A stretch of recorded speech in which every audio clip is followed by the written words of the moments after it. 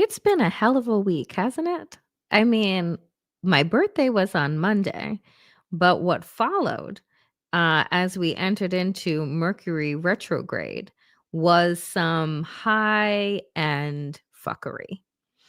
This administration, this regime is spiraling out of control because while Donald Trump thought that he put all the right people in all the right places to bury the pedophilia skeletons deep inside of his closet. The reality is that he can't escape this.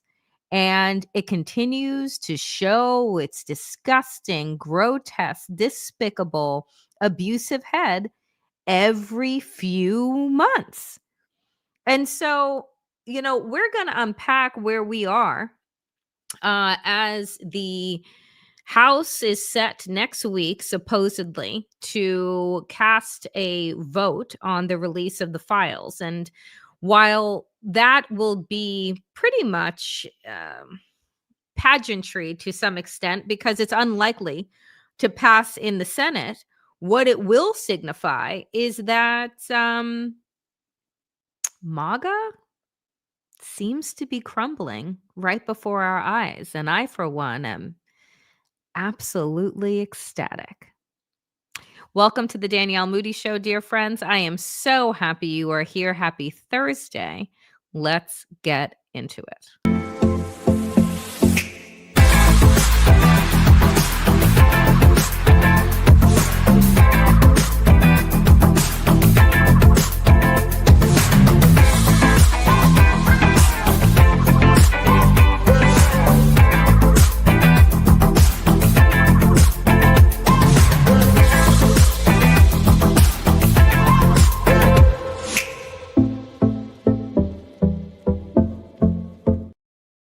Happy Thursday, damn nation. I am so excited that all of you are here.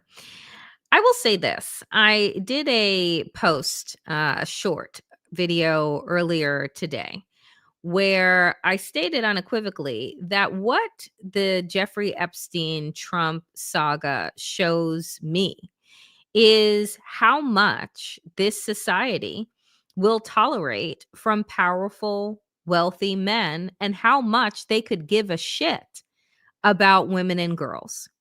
Because the fact of the matter is, folks, I don't know what smoking gun we are looking for inside of the Epstein files, but Donald Trump has been telling us who he is for the last 10 years of his political life. He has shown us that he can grab a woman by the pussy, that he can shoot somebody in the middle of Fifth Avenue, that he can go into locker rooms of the women of the Miss Teen USA. I'm sorry, children of the Miss Teen USA pageant because, he owns the pageant and can go wherever he wants. Donald Trump has never once minced words about how he thinks about women, how he sees women, what he's able to do with women and girls. And so I just, as we wait on what I think won't ever happen, which is the full release of these files, so long as Donald Trump is in office, so long as MAGA is in office, we're not going to see this. But the fact is that we shouldn't need to. And the only reason why I say that, and I mean absolutely no disrespect to the victims of Jeffrey Epstein and the alleged victims of Donald Trump, I mean no disrespect to them, but I'm saying us as a society shouldn't need any more information on top of the Mount Everest of information that we have about Donald Trump, his misogyny, his fucking racism, his character. This is a man who many, many decades ago talked about his own daughter as a nice piece of ass. In an interview when Tiffany was born, the daughter that he shares with Marla Maples. In an interview, he talked about the fact that the baby had nice legs, but nothing up top, but that'll come in. He literally said that in an interview about his baby. So I'm so confused about like what more evidence have we needed than other than Donald Trump's own words throughout his entire life, but definitely over the last 10 years of being in public service, that he has shown us exactly who he is. But yet here we are. And my thoughts are this. I would love, and because I talked about it yesterday with Wajahat, and that video is up right now on my YouTube channel, our midweek check-in. I posted it earlier this afternoon. And I said, will this be the final straw? Will this be the straw that breaks MAGA's back? Will it be the final straw for America? And I got to tell you, I don't think so. I slept on it. I really slept on it, and I've been unpacking it all day. And for those of you that are on Substack, my fire pit conversation with the Reverend Mark Thompson is up right now. And we talked about it. And basically what he said is that America's appetite for perversion is so deep that we shouldn't have ever had to be in this position. And the fact that we are listening to people make excuses for pedophilia, for abuse of girls, of trafficking of girls, shows you just how sick, like honestly, how sick this country really is. But here's where we go. We start off with what The Guardian offered up as an explainer, which helps us unpack basically what I went over yesterday when all of this news broke. Epstein emails, key takeaways from 20,000 pages of newly released files. Convicted sex offender said Trump knew about the girls and called president a maniac. So here are the key revelations so far. 1, Epstein said Trump knew about the girls. Democratic members of the House Oversight Committee said the emails they released raised serious questions about Donald Trump and his knowledge of Epstein's horrific crimes. And like, here is where, like, I am so fucking tired of giving Donald Trump the benefit of the doubt, because the way that I would have written that sentence is raises serious questions about Donald Trump's involvement in Epstein's horrific crimes. In one of the emails dated January 2019 and sent to columnist Michael Wolff, Epstein said of Trump, of course, he knew about the girls, as he asked Ghislaine to stop.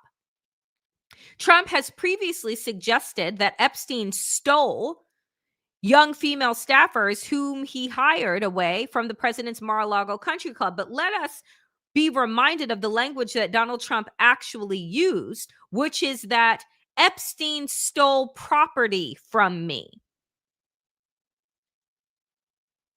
It wasn't a gold toilet. It wasn't a tacky gold fucking mirror. No, when Donald Trump said that Epstein stole property from him, he was talking about Virginia Giuffre and other girls that were employed at Mar-a-Lago. Now, let me tell you something in all honesty before we even move on. When I was in high school, I worked, right? I wanted extra money. I worked in retail, right? I had friends that worked at like pizza shops and bagel stores. You know, I'm from Long Island. That's like the norm. But I didn't know anybody that was hired as a masseuse at the age of 14, 15, 16 years old, or as a greeter that wasn't like a greeter at, let's say, like a Walmart.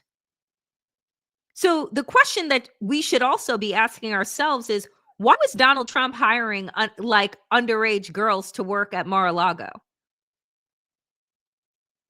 Right? Like to be hired, to quote unquote be hired away. Do you see a lot of underage girls that work at hotels? I don't,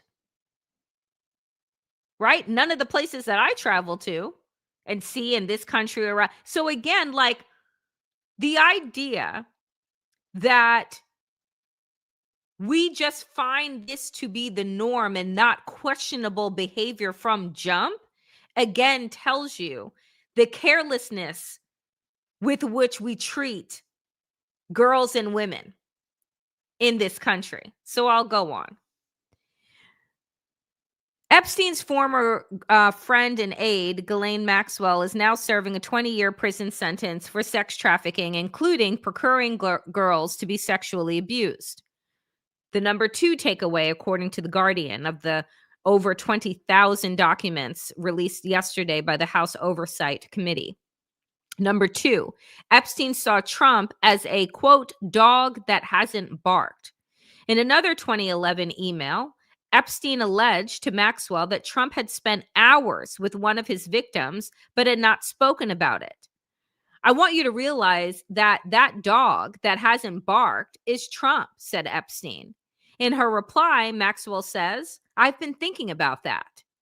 The victim was later identified by the White House as Virginia Giuffre, who killed herself in April, age 41. The email did not suggest why Trump spent time with Giuffre. There's an error here because it was not identified by the White House that the person that was being discussed was Virginia Giuffre. It was the House Oversight that revealed that information, because in the email exchange that I showed you all yesterday, it was in fact redacted. A dog that hasn't barked is a phrase sometimes used to suggest the absence of something is more significant than its presence, although its meaning is not entirely clear in this case. Trump responded to the files on his Truth Social platform, accusing Democrats of, quote, trying to bring up the Jeffrey Epstein hoax again to deflect from the government's shutdown, in which political divisions left the federal government in disarray for weeks. But here's the other piece of this. Why, in fact, would you hold an emergency meeting in the Situation Room, which is usually used, for major international situations or war, things of that nature? Why would you frantically call your attorney general, your FBI director, and others to come to the Situation Room to try and persuade Lauren Boebert to remove her name from the discharge petition so that this vote couldn't happen? Again, if it is a hoax and there is nothing much to do here, then I'd say release all the files and then you can laugh all the way, right, back into the White House, knowing that the biggest noose around the neck of your administration would in fact be done with. But in the over 20,000 documents that were released, what NPR reported on today was that Donald Trump's name in just the 20,000 that were released, and this is again coming from the Epstein estate, this is not what the FBI actually has, what the Department of Justice actually has, mentioned Donald Trump's name over 1,000 times. Over 1,000 times. Just let that sit there. Number three, from The Guardian, and what they say are the key takeaways. Epstein despised Trump. Epstein, who died in jail In 2019, aged 66, had a sour opinion of Trump in the years before his death. Quote, I have met some very bad people. Sir, you also are a very bad person. Epstein wrote in a 2017 email, none as bad as Trump, not one decent cell in his body. In other messages, Epstein described Trump as a maniac showing signs of early dementia. We already know that Donald Trump is showing signs of dementia. It's the mainstream corporate media that wanted you to focus on Joe Biden's health, but not the fact that Donald Trump is clearly deteriorating before our eyes. That aside, can you imagine what a shit human being, shit stain of a human being you have to be for the world's most notorious pedophile to say that he knows some bad people, but that Donald Trump is the worst and that he doesn't have a decent bone in his body? This is a man, right? Who was hanging out with what I would refer to as the drudges of society. I don't care how much fucking money they have or what titles they have. They are the drudges of society. If you have to pay to have sex with children, you are a piece of shit human being, right? Like you are broken. And Epstein surrounded himself with those people, but given the opportunity to say, you know what? I know some bad people, but I've never met some as bad as Trump.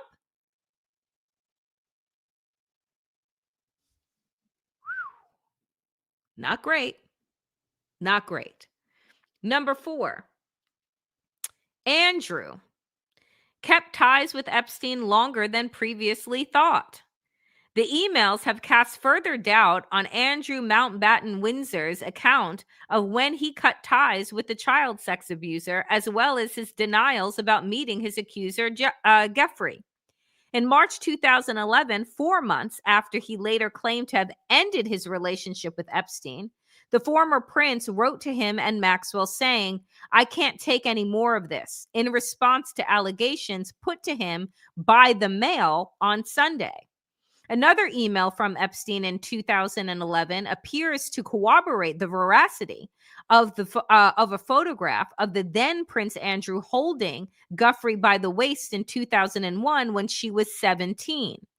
In the email, Epstein said, yes, she was on my plane, and yes, she had her photo taken with Andrew, as many of my employees have. Mountbatten Windsor, who denies any wrongdoing, suggested in a 2019 BBC Newsnight interview that the photograph may have been doctored and that he had absolutely no memory of it being taken.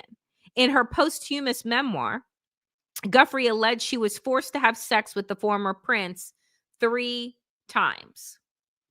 And here's what we know about that fucking, just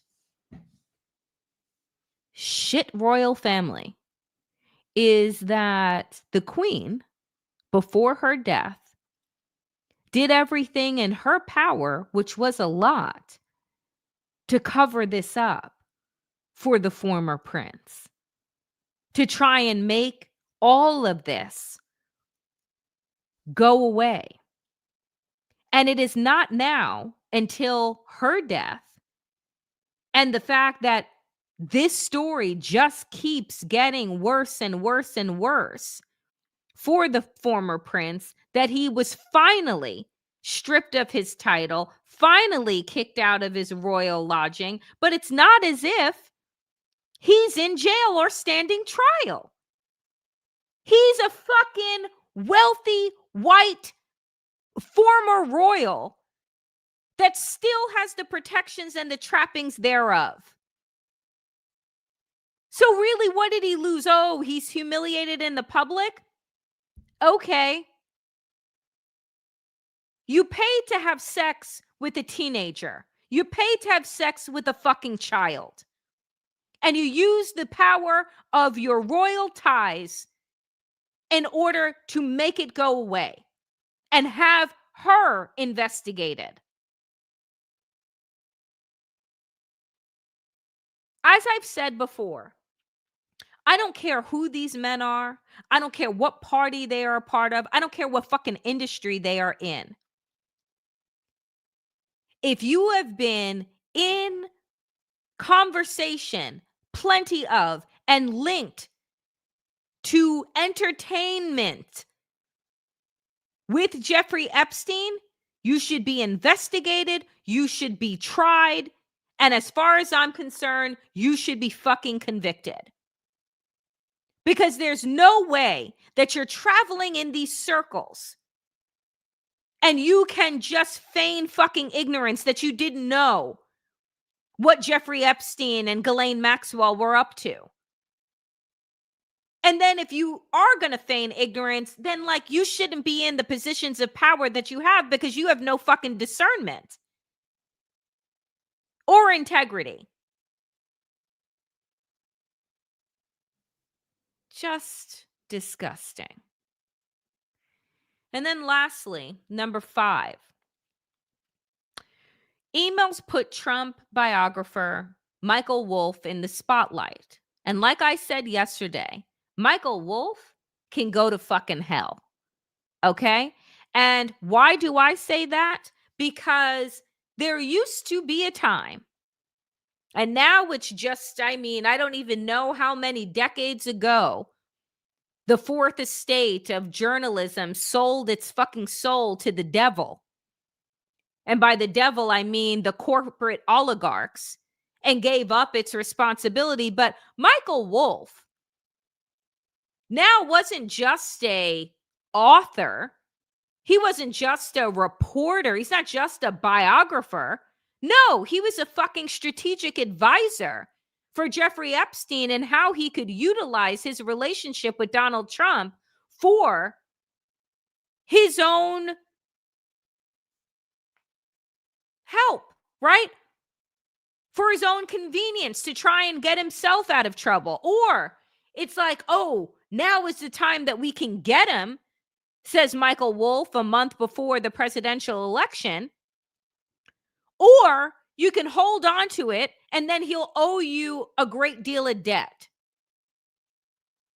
Or door number 3, you hold on to the information, you get picked up anyway, thrown in federal prison, and to do away with the problem, Donald Trump sends in his Attorney General, Bill Barr, for a conversation 4 days before Jeffrey Epstein commits suicide.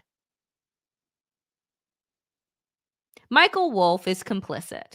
And if we had a Department of Justice that actually operated on behalf of the American people, then he would be hauled in and investigated himself as an accomplice to this sex trafficking ring.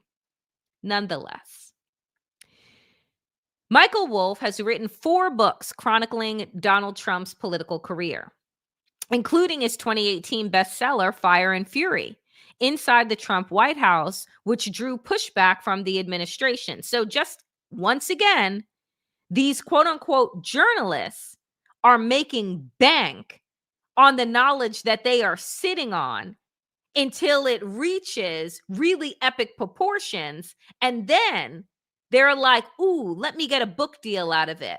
Ooh, let me get some interviews out of this that people are paying for.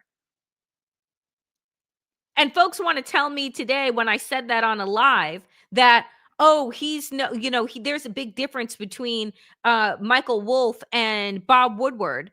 No, there isn't. Bob Woodward sat on the information that Donald Trump knew just how fucking dangerous COVID was and didn't release that information to the public until he was on a book tour.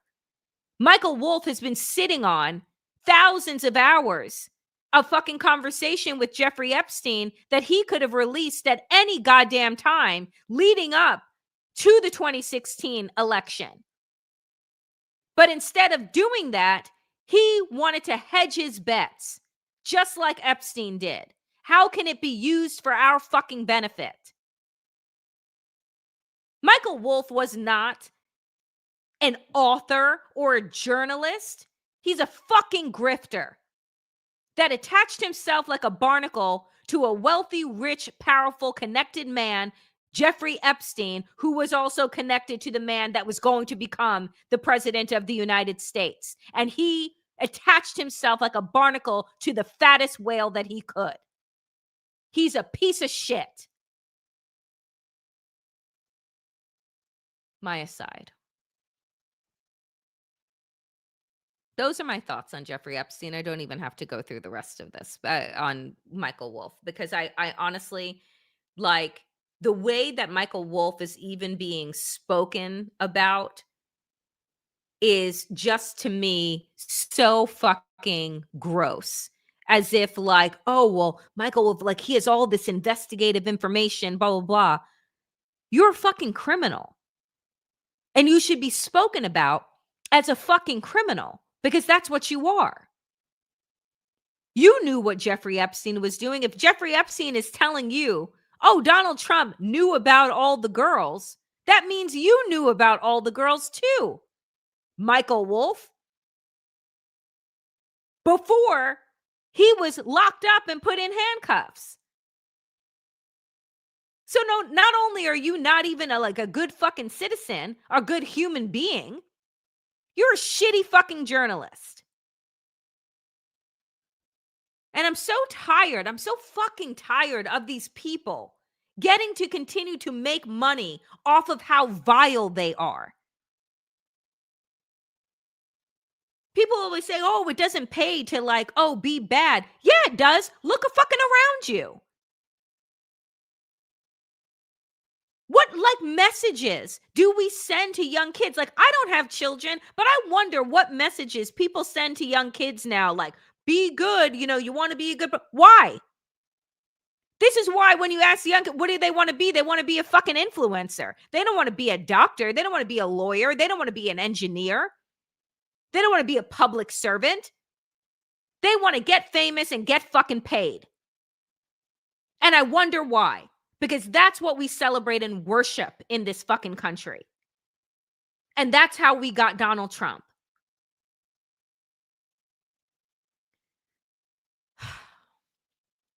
Moving on.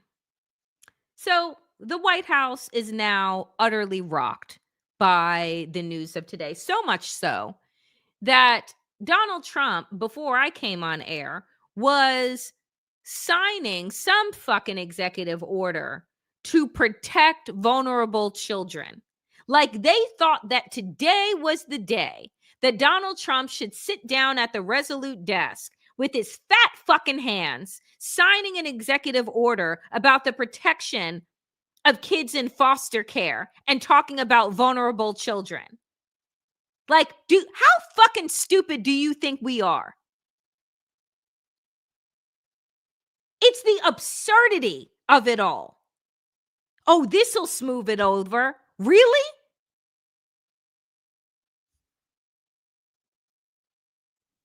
Following a brutal week for Trump, during which his party took a beating at the polls, the Supreme Court seemed skeptical of his beloved tariffs, and Republicans continued to feud over accusations of anti-Semitism. The White House had hoped to take a victory lap on ending the 43-day government shutdown. Excuse me, New York Times, for a moment. How in the good goddamn does the White House take a victory lap on ending the shutdown they began? Like, this is the circular fucking circle jerk bullshit that, like, has people not want to be involved in politics altogether. Because we're going to sit around and hold a fucking press conference where Republicans clap about the ending of a shutdown that they started. I swear to God, the fucking stupidity and the way that all of this shit is reported on is to make you think, folks, that this all is normal. Like, this is how government works. No, it's not. Never in the history of these United States has an administration weaponized food. Never in the history of these United States has there been such mass layoffs in the federal government and the villainization of federal workers. But you're going to write a story that makes it seem like Donald Trump should be taking a victory lap on fucking destruction that he caused and that will have lingering effects? I'm telling you, it is like we just live in this horror, funhouse, mirror-shaped, miserable house.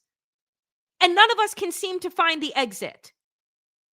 Every door that we open just just another skeleton, another load of shit falls out in front of us. And we're just like, well, that's just Tuesday in America these days.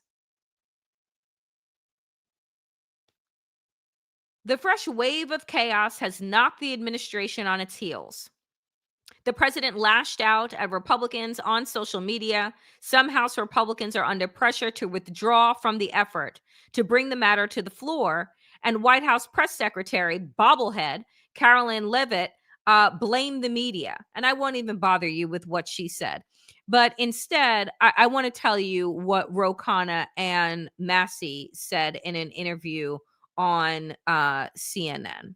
And let me see if I can bring you that. I got to give credit to Lauren Boebert to walk into the White House, the center of power, the free world, really, and to sustain that and to come back out and to be solid, and also to Nancy Mace and Marjorie Taylor Greene. There was all the speculation that they might take their names off, and they never did. So it's not a hoax. It's not a moot point. It is a very serious thing. There are 1,000 victims, and there are survivors who have had a press conference with Ro Khanna and I, and that's what we're fighting for, justice for them.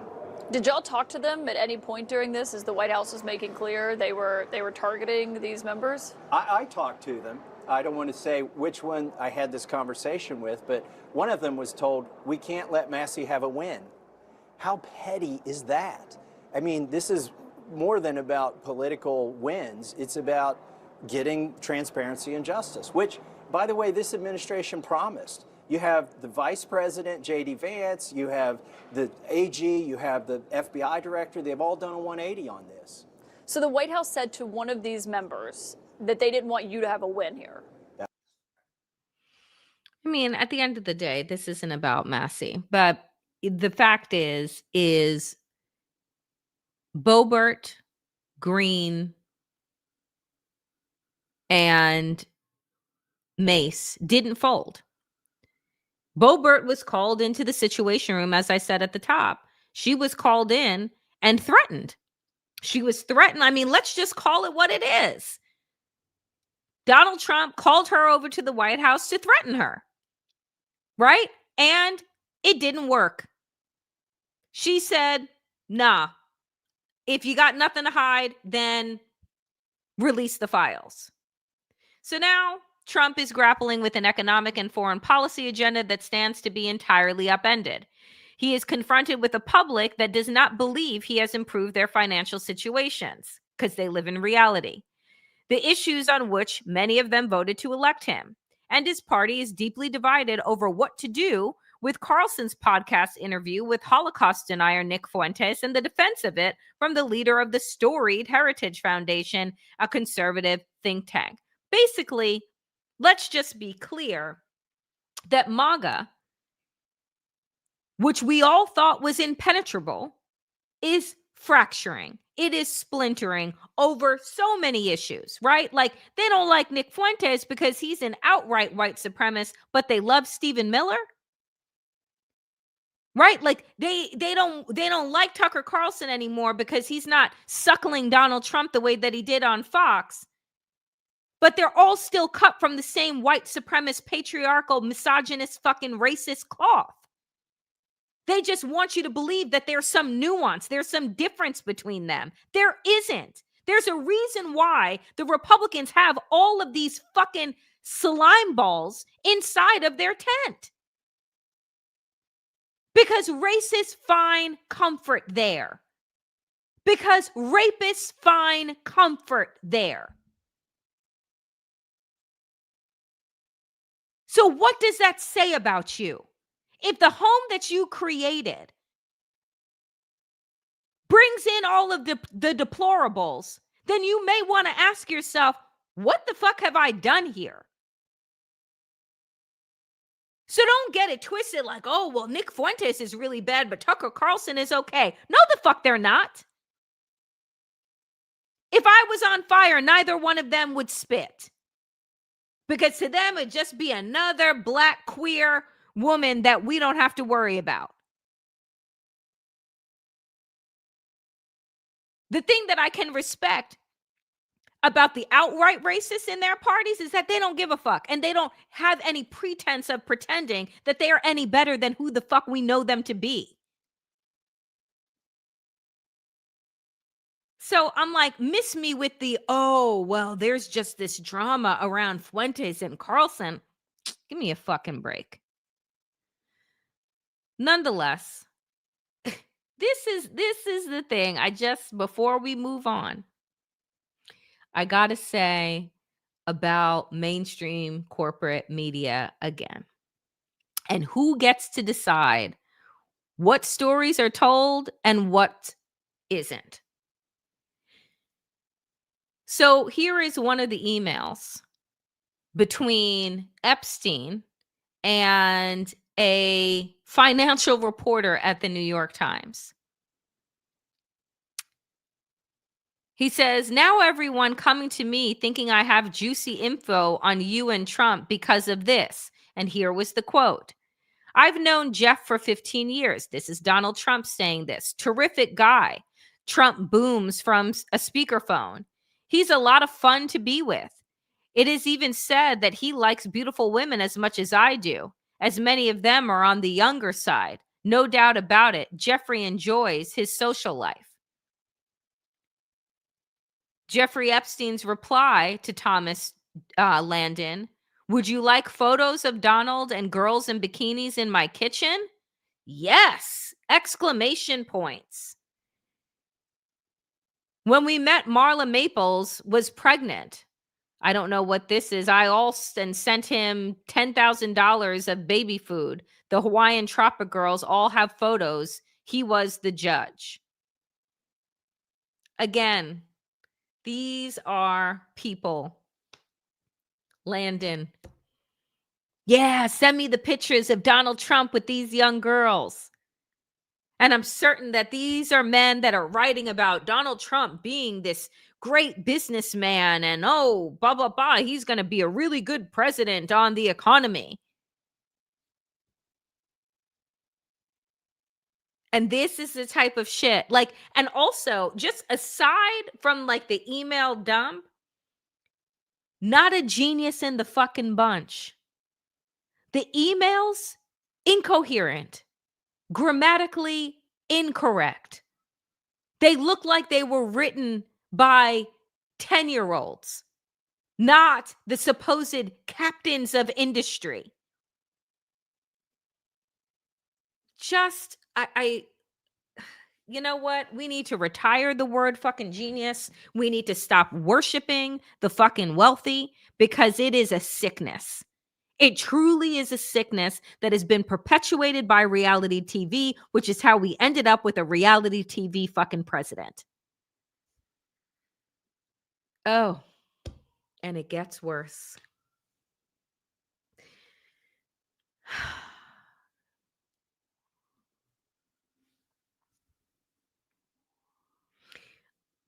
I'm just going to play you the video.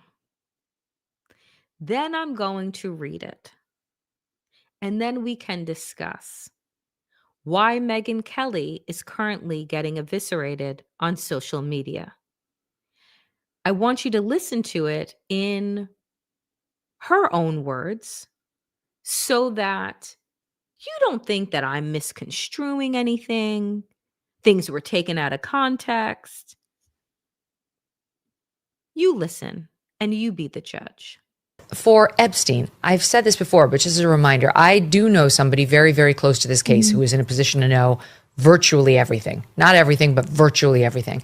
And this person has told me from the start, years and years ago, that Jeffrey Epstein, in this person's view, was not a pedophile. This is this person's view, who was there for a lot of this, but that he was into the barely legal type. Like he liked 15-year-old girls. and I realize this is disgusting. I'm definitely not trying to make an excuse for this. I'm just giving you facts. That he wasn't into like 8-year-olds, but he liked the very young teen types that could pass for even younger than they were, but would look legal to a passerby. And that is what I believed, and that was what I reliably was told for many years. And it wasn't until we heard from Pam Bondi that they had tens of thousands of videos of alleged, forgive me, they used to call it kiddie porn, now they call it child sexual abuse material, on his computer, that for the first time I thought, oh no, he was an actual pedophile. I mean, only a pedophile gets off on young children abuse videos. She's never clarified it. I don't know whether it's true. I have to be honest. I don't really trust Pam Bondi's word on the Epstein matters anymore. Yeah, so I don't know what's true about him, but we have yet to see anybody come forward and say, I was I was under 10, I was under 14 when I first came within his purview. Look, you can say that's a distinction without a difference. No, it's not. I think there is a difference. Yeah. There's a difference between a 15-year-old and a 5-year-old. Yeah. You know, it's just whatever. You all heard that, right? You all heard her saying that there is a difference without a distinction, but there is a difference between, let's say, having sex with a 8-year-old versus a 15-year-old. That for Megyn Kelly, and I want you to understand that this is the opinion of many inside of this sick, twisted, white evangelical Christian fucking cult. Oh, you've heard from the victims, but none of them said that they were like under 14. None of them said that they were 10. This woman who sued her former employer for sexual harassment in the workplace is now trying to make a distinction between what pedophilia is and or isn't. Like, it's okay if you're having, by the way, which you can't have sex with, it's just rape, because you can't consent when you're a fucking child. And a child, as seen under the law, is under the age of 18.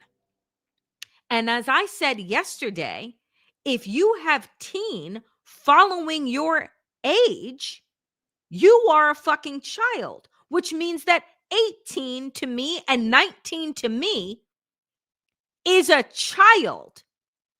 When you are talking about men that are 50, 40, 50, 60 years of fucking old.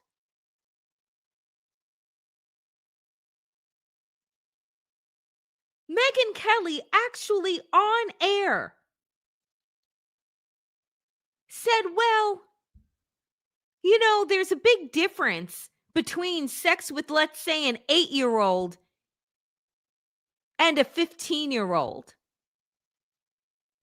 You are a fucking sicko if that's the kind of rationalizing that you are doing in order to stay in the good graces of this fucking sick, twisted cult. Like, what the fuck is wrong with you? I honestly, folks, I don't know what has happened to this country. I don't know what has happened to these people. I really don't. But I got to tell you that when I watched that clip, I genuinely wanted to throw up. You wonder why a majority of white women willingly voted for Donald Trump after he said, when they're a star, they let you do it. I can grab a woman by the pussy. And then you saw these women at Donald Trump rallies that saying he can grab me written on signs and t-shirts. They want to talk about people like me, queer people, grooming folks. And these fucking people have been groomed since birth to believe that if you have a uterus, that you are the object of men and your only purpose is to be a host for babies and entertainment for men. And they wanted to wrap that up and put that into religion. And this is what has been beaten into these women's head, so that now you're making rationalization around raping an 8-year-old or raping a 15-year-old, because that's what it is. It's not sex with, Megyn Kelly. It is rape. You're raping an 8-year-old and you're raping a 15-year-old because they're not old enough to consent. I swear to God. I genuinely think that we're in hell. I genuinely think that we're in hell when this woman has a fucking, like, NBC paid her out over $60 million. Over $60 million after she said that the fictional character of Santa Claus is white and went on her racist diatribe. They fired Tamron Hall, who, thank God, landed on her feet with a boatload of Emmys. They fired the Black people and the people of color to make room at NBC for this racist bitch. And yes, I said it. I don't give a fuck. She makes millions upon millions of dollars a year. Women all over the world listen to Megyn Kelly. Women that have children, that have baby daughters, voted for Donald Trump. And this is the rationalization that they're making. Oh, you know, Epstein had a desire for, and she said it in such a nonchalant way, the barely legal type.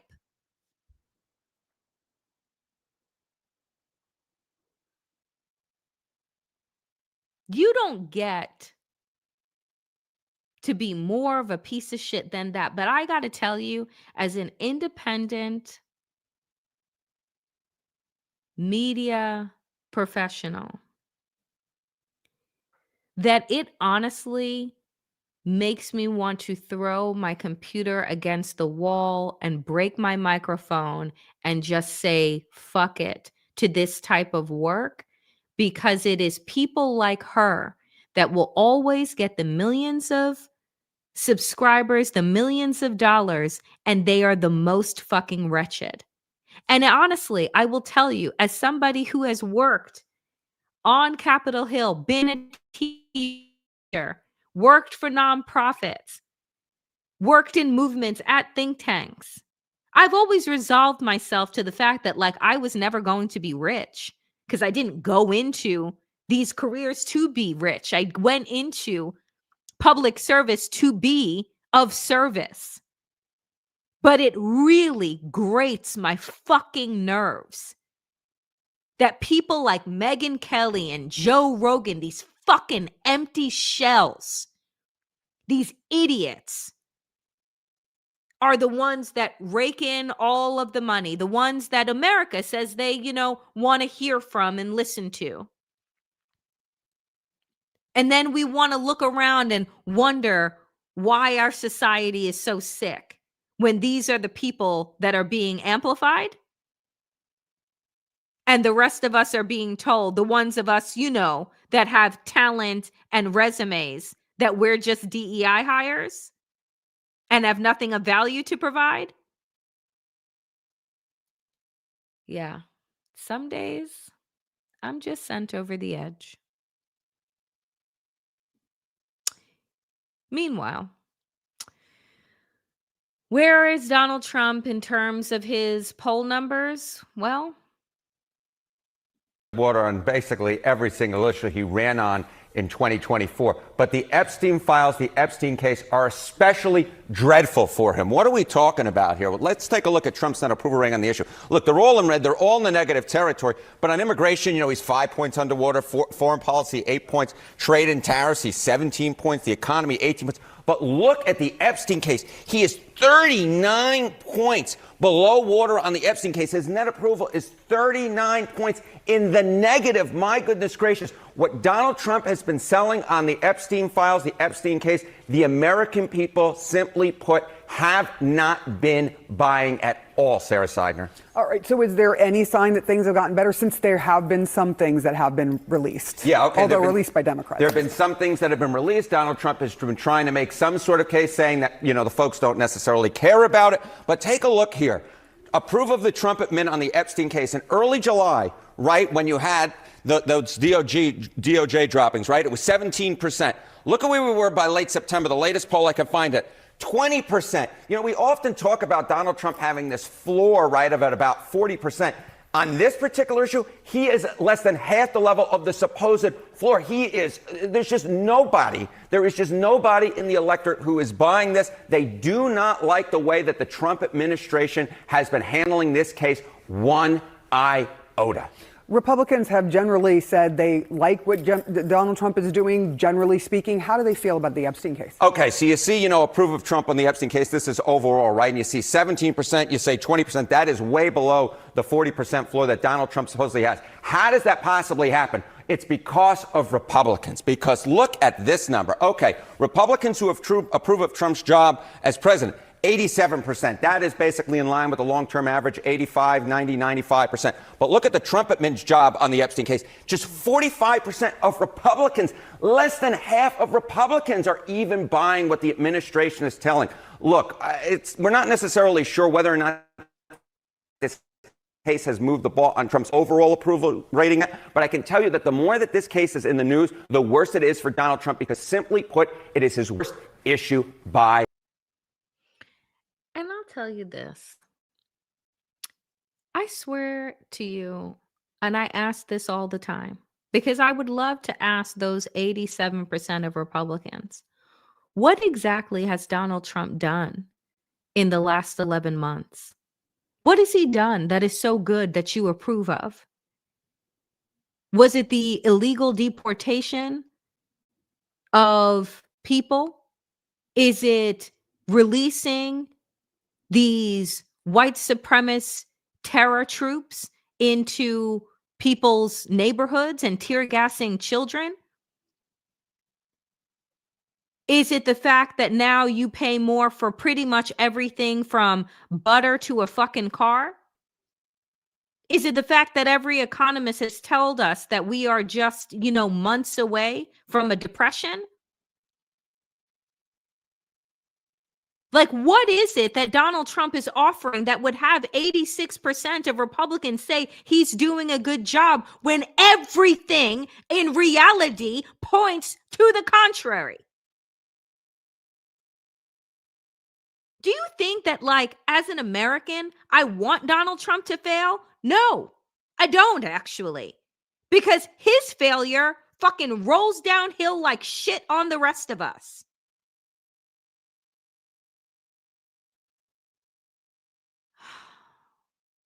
White supremacy and misogyny. A hell of a fucking drug. We don't even need, honestly, to be doing anything on fentanyl, because the greatest drugs in this country is the shit that we all try and pretend doesn't actually exist, but has broken more minds and robbed people of their lives than any fucking thing else. Let me end today with some good news. I'm even skipping over the last stories that I had because I just don't have it in me. Let's end with some good news, which is this.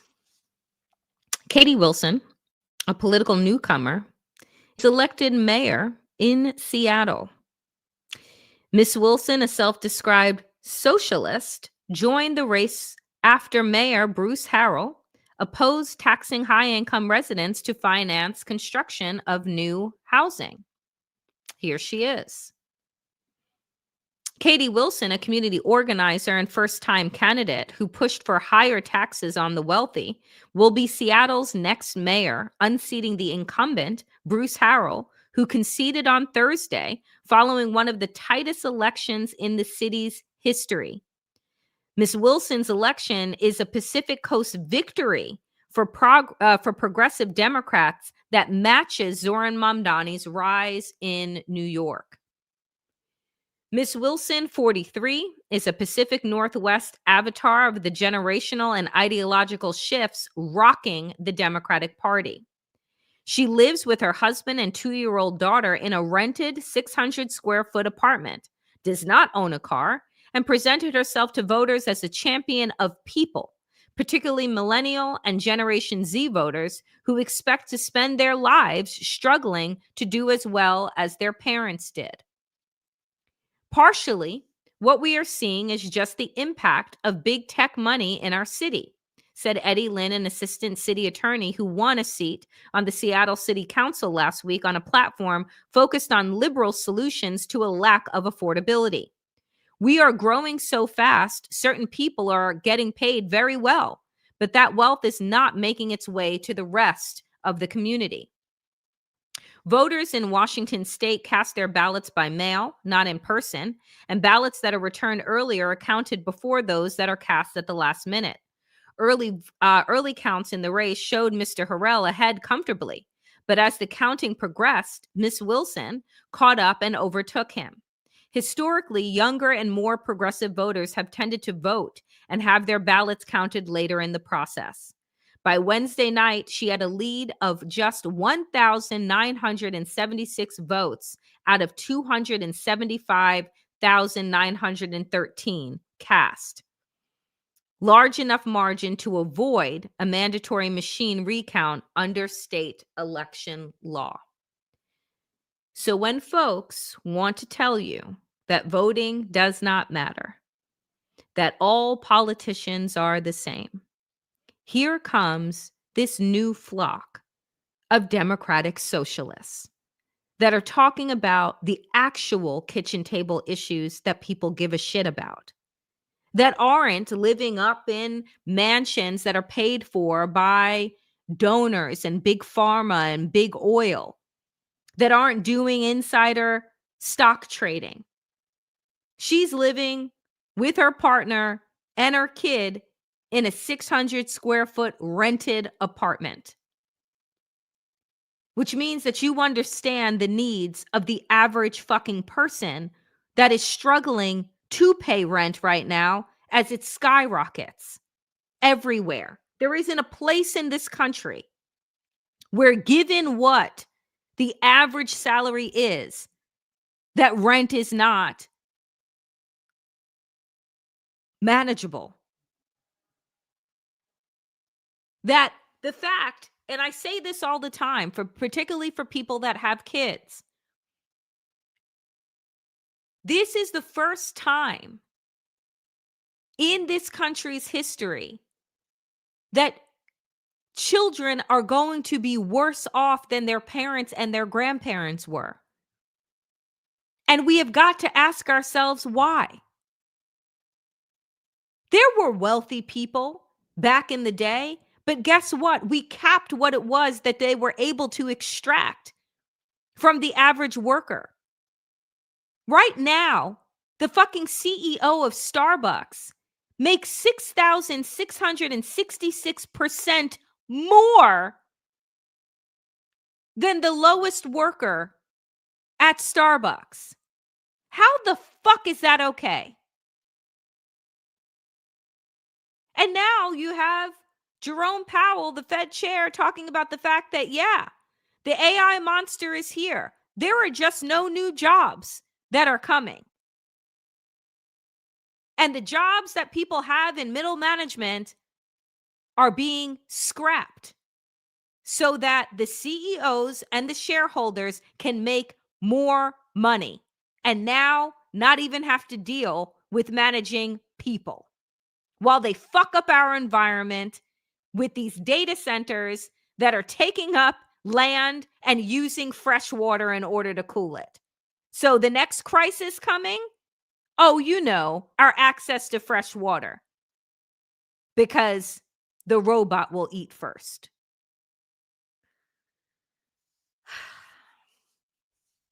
There is so much work to be done, friends, and we all have a part and responsibility to play in leaving this country better off than we found it.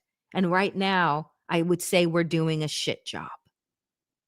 But all hope is not lost, because there are brighter stars that are realizing that the old ways don't work and that we don't need to settle for the status quo, that we've been lied to and bamboozled for most of our lives about the exceptionalism of this country and the untouchable nature of the supposed titans of industry. A change is gonna come if we want it to. That is it for me today, dear friends, on the Danielle Moodie Show. As always, this show is live Monday through Thursday here on YouTube and on Substack on the Damn Digest. I never put any of my content behind a paywall, but if you have a few bucks, do consider becoming a paid member of the YouTube channel. I have 2 tiers that are available, and I see some folks have become members, and I'm so excited. I think that I am over 65 members now, and we just launched this 2 weeks ago. And over at the Damn Digest, again, if you have the ability to become a paid subscriber, do consider doing so. But know that if you do not have the ability to do so, you will never miss anything, because I believe that democracy and critical thinking die behind a paywall. And again, unlike the Megyn Kellys and the Joe Rogans of the world, I didn't get into this work to make bank. I got into it to make a difference. And so although integrity doesn't pay the bills, it helps me sleep at night. So before I get out of here, I do want to thank the super stickers and super thanks. Planet, thank you so much for the pounds over in the UK. Appreciate you. Chiara, thank you so much for the $10. Kelly, for becoming a new YouTube member. Appreciate you. Tina, every dollar counts. Thank you for the $1.99. Farah, Farrell Fangirl, again, every dollar counts. Thank you for the $1.99. E. Schwartz, as always, appreciate you for the $5.